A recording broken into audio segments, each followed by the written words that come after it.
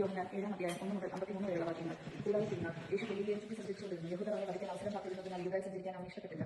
യഹൂദരുടെ കൂടാരത്തിൽ നാം സമ്മതിച്ചിരുന്നു. അവന്റെ സഹോദരന്മാർ അവനോട് പറഞ്ഞു, നീ ചെയ്യുന്ന പ്രവൃത്തികൾ നിന്റെ ശിഷ്യന്മാർ കാണേണ്ടതിന് നീ ഇവിടെ വിട്ട് യഹൂദയിലേക്ക് പോവുക. പരസ്യമായി അറിയപ്പെടാൻ ആഗ്രഹിക്കുന്നവൻ രഹസ്യമായി പ്രവർത്തിക്കുകയില്ല.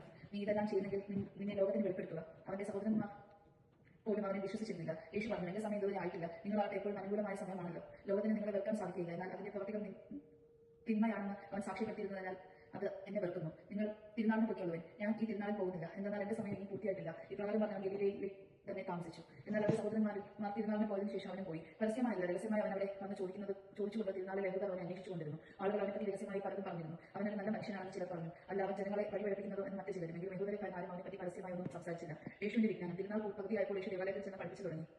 ഒന്നും പഠിച്ചിട്ടില്ലാതിരിക്കെ ഇവൻ ഇത്രയും അറിവ് എവിടെ നിന്ന് കിട്ടിയെന്ന് പറഞ്ഞ് യഹൂദർ വിസ്മരിച്ചു. യേശു പറഞ്ഞു, എന്റെ പ്രബോധനം എന്നെ സ്വന്തമില്ല, എന്റെ അയച്ചവന്റേതത്രേ. അവിടുത്തെ ഇഷ്ടം നിറവേറ്റാൻ മറ്റുള്ളവർ ഈ പ്രബോധനം ദൈവത്തിൽ നിന്നുള്ളതോ അതോ ഞാൻ സ്വയം നൽകുന്നതോ എന്ന് മനസ്സിലാക്കും. സ്വയമേതയോ സംസാരിക്കുന്നവൻ സ്വന്തം മഹത്വം അന്വേഷിക്കുന്നു. എന്നാൽ തന്നെ അയച്ചവന്റെ മഹത്വം അന്വേഷിക്കുന്നവൻ സത്യവാനാണ്. അവന് അനീതിയില്ല. മോശം നിങ്ങൾക്ക് നിയമം നൽകിയില്ലേ, എന്നിട്ടും നിങ്ങൾ ആരും നിയമം പാലിക്കുന്നില്ല. എന്തുകൊണ്ടാണ് നിങ്ങൾ എന്നെ കൊല്ലാൻ ആലോചിക്കുന്നത്? ജനങ്ങൾ പറഞ്ഞു, നിനക്ക് പിശാചുണ്ട്. ആരാണ് നിന്നെ കൊല്ലാൻ ആലോചിക്കുന്നത്? യേശു പ്രതികരിച്ചു, ഞാൻ ഒരു പ്രവൃത്തി ചെയ്തു, അതിൽ നിങ്ങൾ എല്ലാവരും ആശ്ചര്യപ്പെടുന്നു.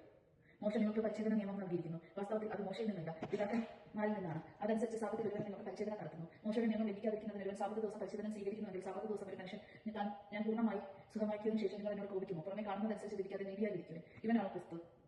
ജെറുസലേം നിവാസികൾ ചിലർ പറഞ്ഞു, ഇവനെയല്ല അവർ കൊല്ലാൻ അന്വേഷിക്കുന്നത്. എന്നാൽ ഇവൻ പരസ്യമായി സംസാരിക്കുന്നു. എന്നിട്ടും അവർ ഇവനോട് ഒന്നും പറയുന്നില്ല.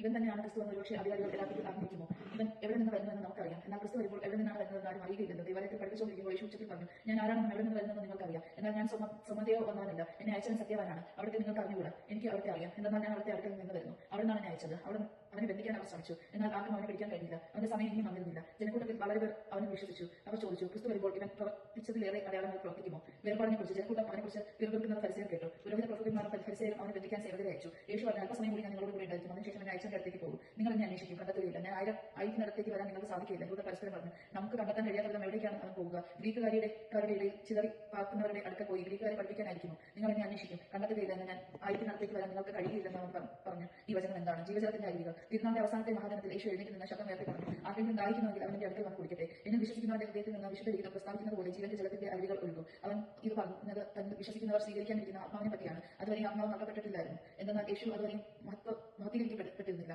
അധികാരികളുടെ വിശ്വാസം. ഈ വാക്യം കേട്ടപ്പോൾ അവൻ യഥാർത്ഥത്തിൽ പ്രവാചകനാണെന്ന് ചിലർ പറഞ്ഞു. മറ്റു ചിലർ പറഞ്ഞു ക്രിസ്തുവാണ്. എന്നാൽ വേറെ ചിലർ ചോദിച്ചു, ക്രിസ്തു ഗലീലയിൽ നിന്നാണല്ലോ വരിക? ക്രിസ്തു ദാവീദിന്റെ സന്താന പരമ്പരയിൽ നിന്നാണ് ദാവീദിന്റെ ഗ്രാമമായ ബത്ലഹേമിൽ നിന്ന് അവൻ വരുന്നില്ലേ വിശുദ്ധ വിഹിതം പറയുന്നത്? അങ്ങനെ അവനെക്കുറിച്ച് ജനങ്ങൾക്കിടയിൽ ഭിന്നതയുണ്ടായി. ചിലർ അവനെ ബന്ധിക്കാൻ ആഗ്രഹിച്ചു. എന്നാൽ ആരും അവനെ മേൽ കൈവച്ചില്ല. സേവകന്മാർ തിരിച്ചു ചെന്നപ്പോൾ പ്രമുഖന്മാരും ഫരിസേയരും അവനോട് ചോദിച്ചു, എന്തുകൊണ്ടാണ് നിങ്ങൾ അവനെ കൊണ്ടുവരാത്തത്? അവർ മറുപടി പറഞ്ഞു, അവനെ പോലെ ആരും ഇതുവരെ സംസാരിച്ചിട്ടില്ല. അപ്പോൾ ഫരിസേയർ അവരോട് ചോദിച്ചു, നിങ്ങൾ വഞ്ചിതരായോ? അധികാരികളുള്ള ഫരിസേയർ ആരെങ്കിലും അവനെ വിശ്വസിച്ചിട്ടുണ്ടോ? നിയമം മറന്നുകൂടാതെ ഈ ജനക്കൂട്ടം ക്ഷമിക്കപ്പെട്ടതാണ്. മുമ്പൊരിക്കൽ യേശുവിന്റെ അടുക്കൽ പോയവരും അവരിൽ ഒരുവനുമായ നിക്കോദേമോസ് അപ്പോൾ അവരോട് ചോദിച്ചു, ഒരുവന് പറയാനുള്ളത് ആദ്യം കേൾക്കാതെയും അവൻ എന്താണ് ചെയ്യുന്നതെന്ന് അറിയാതെയും അവനെ വധിക്കാൻ നമ്മുടെ നിയമം അനുവദിക്കുന്നുണ്ടോ? അവർ മറുപടി പറഞ്ഞു, നീയും ഗലീലയിൽ നിന്നാണ്, പരിശോധിച്ച് നോക്കൂ. ഒരു പ്രവാചകൻ ഗലീലയിൽ നിന്ന് വരുന്നില്ല എന്ന് അപ്പോൾ മനസ്സിലാക്കാം. ഓരോരുത്തരും സ്വന്തം വീടുകളിലേക്ക് പോയി. ദൈവജനങ്ങൾ നാം കേട്ടത് നമുക്ക് ദൈവത്തെ സ്തുതിക്കാൻ ക്രിസ്തുവിനെ സ്തുതി.